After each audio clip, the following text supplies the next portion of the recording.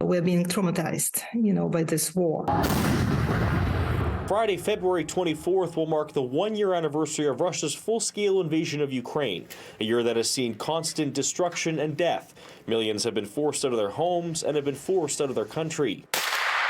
As the end of winter nears and the beginning of spring is on the horizon, Irina Konstantiuk says the fighting on the ground is starting to ramp up, especially in the Bakhmut area. She says there is no short-term end to this war. It's going to take us to the end of the year. It's going to take us some time, but we need to finish this war and we need to gain the victory. Otherwise, the world is under constant threat.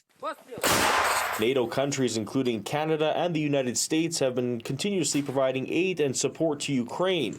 Most recently, the German government approved the delivery of Leopard tanks to Kyiv.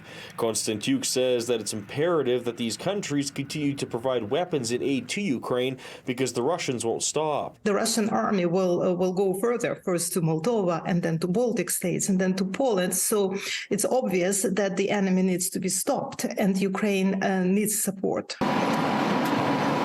Since the start of Kuwait, or the Canada-Ukraine Authorization for Emergency Travel program began in March 2022, nearly 160,000 Ukrainians have arrived and settled in Canada. The federal government has received over 839,000 applications and have approved over 540,000 of them.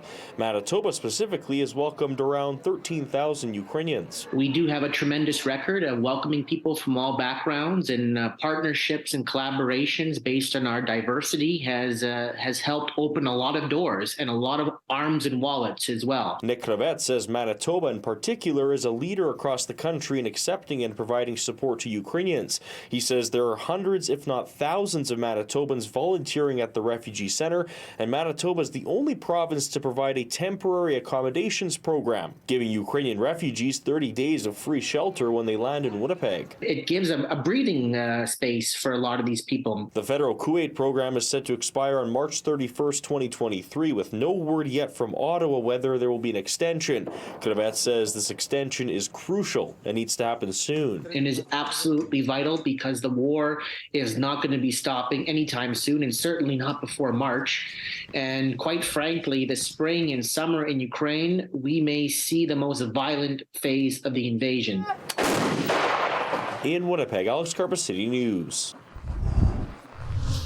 A rally is being held on Friday, February 24th to mark the one-year anniversary of the full-scale invasion of Ukraine. It's called the 365 Days of Resistance Solidarity Rally and is being held at 6 p.m. at the Canadian Museum for Human Rights.